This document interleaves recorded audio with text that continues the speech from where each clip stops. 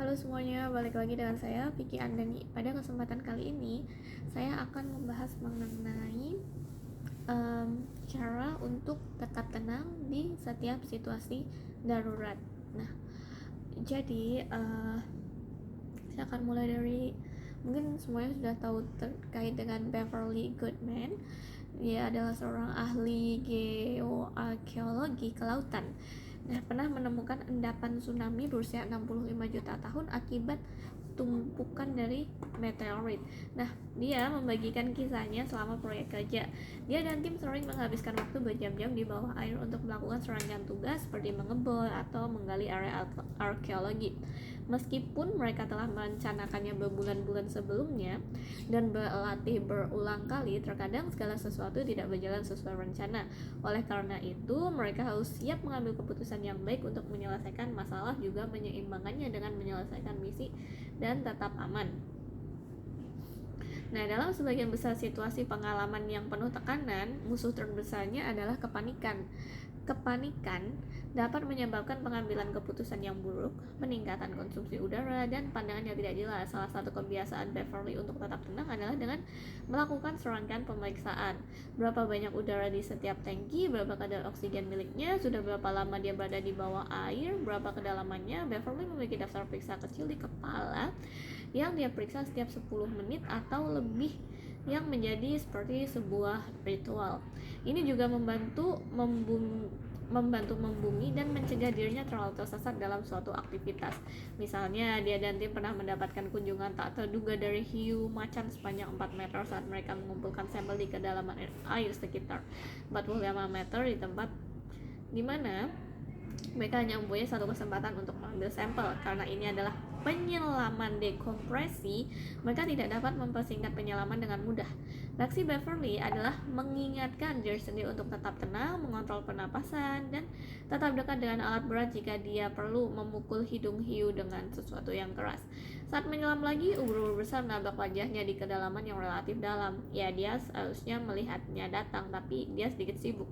Tapi Beverly tidak bisa keluar dari air selama 20 menit. Jadi dia bersantai, melakukan latihan pernafasan, dan menyanyikan lagu-lagu kecil yang membagian untuk dirinya sampai tiba waktunya untuk muncul ke permukaan. Nah, when faced with an emergency, you are biologically created to be reactive rather than thoughtful or critical in your thinking. Nah, mengapa harus tetap tenang?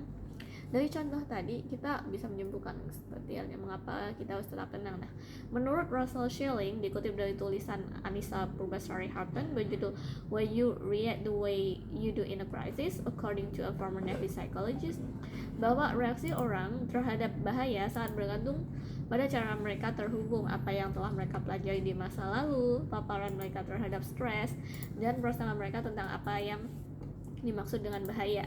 Nah, ketika kedinginan, kita mengalami respon fight or flight. Nah, kita mencoba menemukan rencana tentang bagaimana bereaksi pada situasi, namun kognisi menjadi sulit karena sistem limbik kita tidak bekerja dengan baik.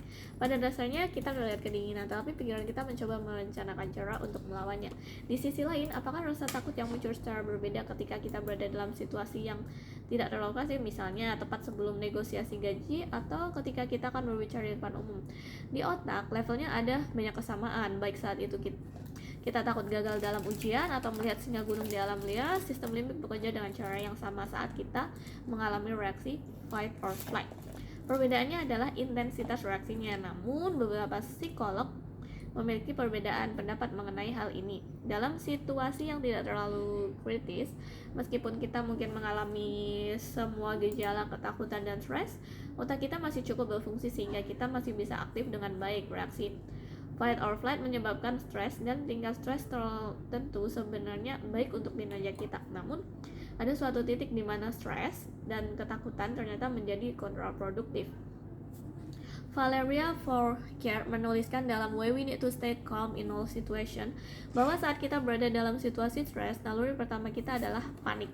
Kita merasa seperti terpojok dan tidak tahu harus berbuat apa. Pikiran berputar-putar di kepala kita tentang semua konsekuensi yang mungkin terjadi, dan kemudian ketika kita mencoba mengambil keputusan itu dikabulkan oleh rasa takut atau khawatir. Saat berada dalam krisis, saat merasa marah atau stres, tubuh kita melepaskan hormon seperti kortisol dan adrenalin. Hormon-hormon ini memiliki efek samping, mempercepat detak jantung, menyempitkan pembuluh darah di otak, dan membuat kita merasa gemetar dan cemas. Masalah dan hormon stres ini adalah dapat menguburkan penilaian kita dan membuat sulit berpikir jernih.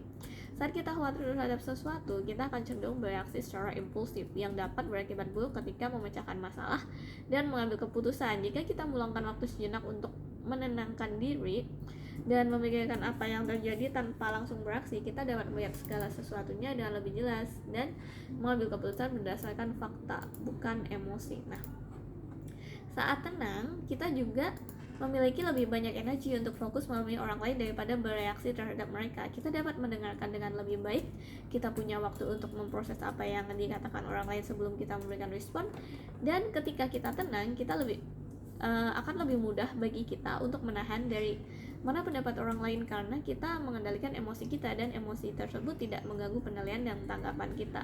Ketika kita berada dalam situasi di mana tim kita harus tenang dan fokus, mudah untuk memimpin tim dengan menjadi gugup dan terganggu. Namun jika kita tetap tenang, orang lain akan mengikuti kita dan mereka akan lebih mempercayai kita. Misalnya dalam keadaan darurat seperti gempa bumi atau kebakaran, kita pasti tahu betapa pentingnya tetap tenang dan fokus. Ketika orang-orang di sekitar panik, akan sangat membantu jika kita memiliki seseorang yang dapat memantau keadaan. Orang yang tenang mampu mengendalikan emosinya. Mereka tidak membiarkan emosi menguasai dirinya. Sebaliknya, mereka membiarkan logika memandu tindakan mereka.